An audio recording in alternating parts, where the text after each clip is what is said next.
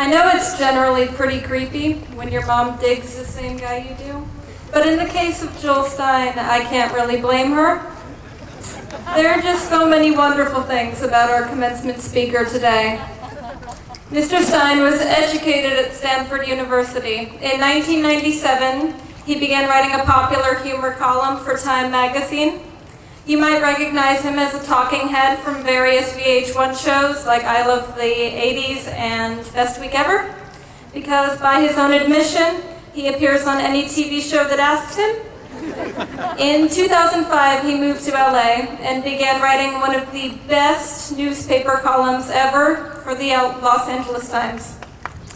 His column for the Times runs every Friday, so of course, whenever the Green Bombs assemble around the Shabbat table, his name comes up every week without fail. I'm sure you had no idea you were actually spending every Friday night with my family. 1 second, we'll all be laughing about how John McCain, if elected, will be sure to catch the early bird special at the White House.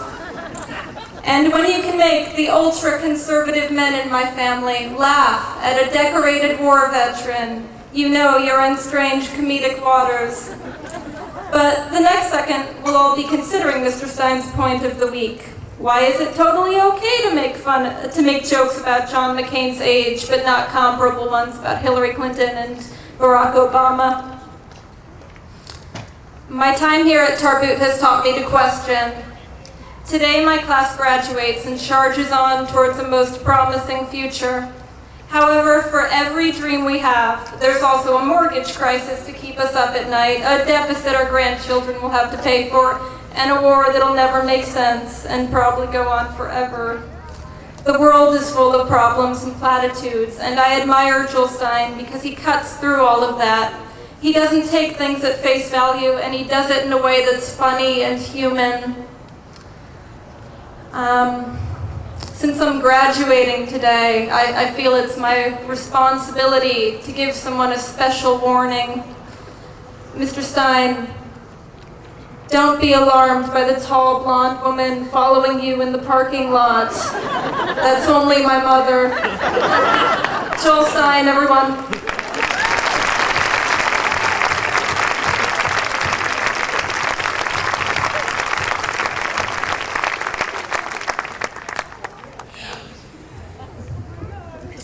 I'm giving this school $11 million. Seriously, how do you beat that? Someone gave this kid, I can't. All Jews care about is money. I can't top $10 million. Okay, well, do you face that way? That was so smooth, too. Like, I don't know. There's more people this way. That's what I care about. All right, congratulations. And B'Shein Taviot.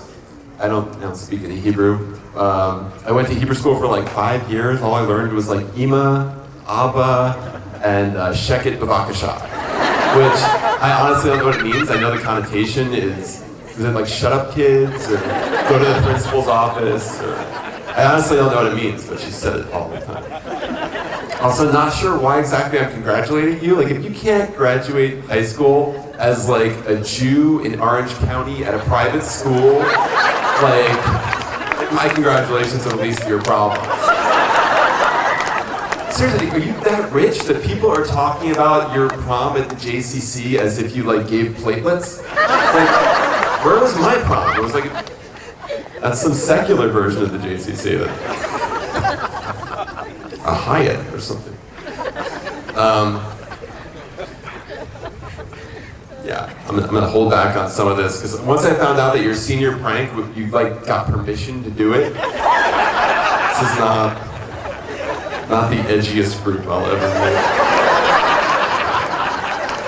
meet. Seriously, is it cool? Is it okay? I mean, we're just gonna move some tables and chairs. I just want to make sure it's cool. We'll put it right back. You know what we did? We killed our janitor. That was our side. No one even noticed. I am impressed with Alliance Pride, which was surprisingly sent to me because there's, in addition, of course, to the huge headline about the JCC decision, there was an article about me, which of course I read right away. And it states this: Stress was beginning to build among the senior class regarding the graduation speaker, who had to be booked months ago. Some senior students prepared a list of famous movie stars and writers, mostly Jewish, including Adam Sandler, David Sedaris, and Modest Yahoo. Modest Yahoo? This is like the Jewish Amish guy who impressed everyone because he could do reggae. Like he was acting like a normal human being. That was your hope? He was popular for 5 I'm totally insulted. But it was Joel Stein who answered the class's desperate begging. And they sent me this in the mail. As if I'd be so psyched to be in the Lion's Pride that I wouldn't mind being insulted. All right, I don't know exactly why I'm here, other than Leah's mom wants me, and that's good enough for me, actually. Not a bad-looking mom. Yeah, I think I would have been okay.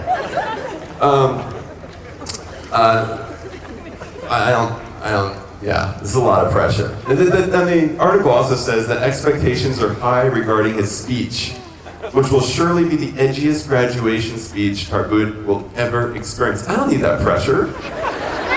Let's be edgy for you people. I was Mr. Tarbut at my high school.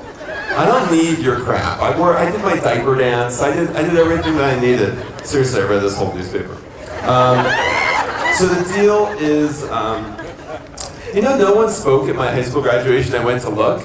I turned out okay, right? I think I've suffered for it ever since. That could have been Thomas Friedman or something. Like if someone had just come here and given me advice at my high school. So I don't want you to go through that. So I'm going to do what I'm supposed to do, just give them advice, right? I don't have much advice, sadly, but I wrote some down. It's very specific, but I think useful, because I have no grand ideas. All right, first of all, don't be the jerk in your dorm that gets alcohol poisoning the first semester. Nobody likes that guy. All right, and don't be the weenie who demands a roommate switch no matter what kind of freak you get.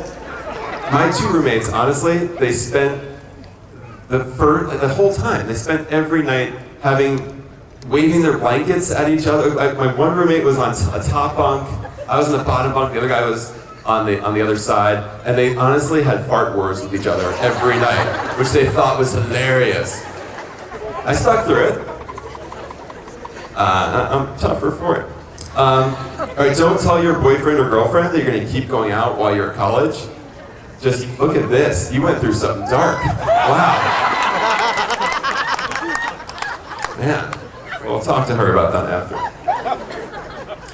Okay, what you major in doesn't matter at all unless you're going to be a doctor or an engineer.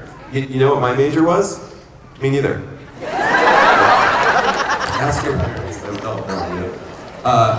Alright, unlike in high school, you don't have to worry about your grades unless you're pretty sure you're going to go to grad school to become a doctor or lawyer, which I assume is like all of you.